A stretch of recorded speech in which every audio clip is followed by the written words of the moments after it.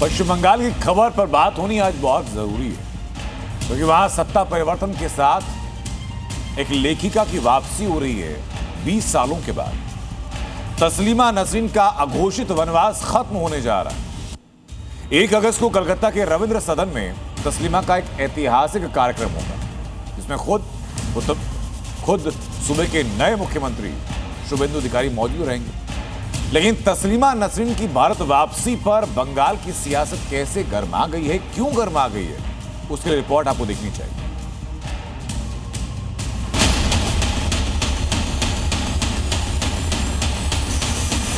पश्चिम बंगाल में सत्ता क्या बदली, 20 साल का वो अघोषित वनवास खत्म हो गया। बांग्लादेशी लेखिका तस्लीमा नसरीन 20 साल बाद फिर से बंगाल की धरती पर कदम रखने जा रही हैं।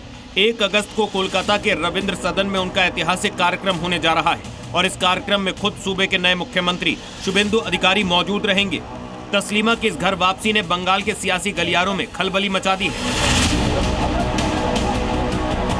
सबसे ज्यादा मिर्ची लगी है सूबे के ISF के विधायक नौशाद सिद्दीकी को। सिद्दीकी ने सरकार को घेरते हुए सीधे सीधे इसे अल्पसंख्यक विरोधी एजेंडा करार दे दिया है।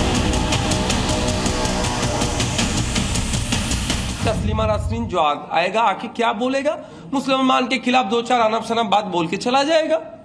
इसको ये लोग इनका डेवलपमेंट के नाम से चलाएगा, इसीलिए उनको लेके आ रहा है। उसको लेके आने से क्या फायदा होगा बंगाल में, क्या पाएंगे? बंगाल का इकोनॉमी GDP ऊपर चलेगा, उसको लेके इसीलिए आ रहा है जब इस सब्जेक्ट छोड़ के ऑब्जेक्ट को आदमी लेके ज्यादा चर्चा करेगा। साल 1994 जब तस्लीमा नसरीन को उनके उपन्यास लज्जा के लिए बांग्लादेश छोड़ना पड़ा। साल 2007 जब कोलकाता की सड़कों पर कट्टरपंथियों ने वो खूनी तांडव किया जिसने वामपंथी सरकार के हाथ पैर फुला दिए और तस्लीमा को रातों रात बंगाल छोड़ना पड़ा। फिर आई ममता बनर्जी की सरकार, लेकिन तुष्टीकरण के उसी डर से ममता सरकार ने भी तस्लीमा के लिए बंगाल के दरवाजे बंद रखे। लेकिन साल 2026 में बंगाल की सत्ता क्या बदली, तस्लीमा नसरीन के अच्छे दिन लौट आए।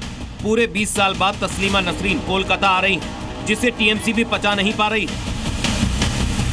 इसके बारे में मेरी जानकारी नहीं है, जो जितना बात जानकारी नहीं इसके बारे में हम टिप्पणी नहीं कर पाते। तस्लीमा नसरीन माने कंट्रोवर्सी है, उसका खिलाफ जब जितना ना जानने के बाद हम इस जगह पर से उसका बारे में कोई टिप्पणी नहीं करते। आयोजकों और बीजेपी का साफ कहना है कि बंगाल अब भय मुक्त हो चुका है। पहले की सरकारें कट्टरपंथियों के आगे नतमस्तक थी, इसीलिए एक महिला लेखिका को अपनी ही पसंद के शहर में आने की इजाजत नहीं थी।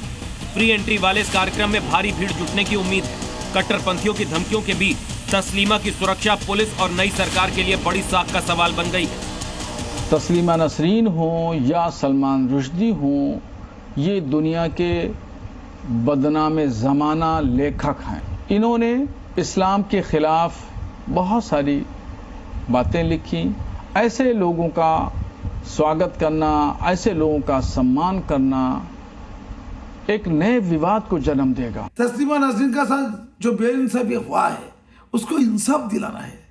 ये तो हम लोग का फ्रीडम है, ये हम लोग का इज्जत है, ये बंगाली का अस्मिता है। देश में लोग उन्माद फैलाने के लिए कुछ ऐसे कार्यक्रम कर रहे हैं जिससे दूसरे की भावनाओं को ठेस पहुँचे। कलकत्ता में एक तस्लीमा नसरीन की कार्यक्रम को रखा गया है, जिसका कि Muslim personal law board of India पूरी तरह से विरोध करता है।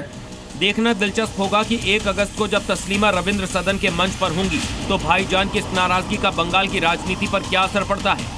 ब्यूरो रिपोर्ट, ज़ी मीडिया। जिन्होंने यूज किया है वो जानते हैं असली हींग का स्वाद। MDH सुपर हींग, शुद्धता का असली तड़का। MDH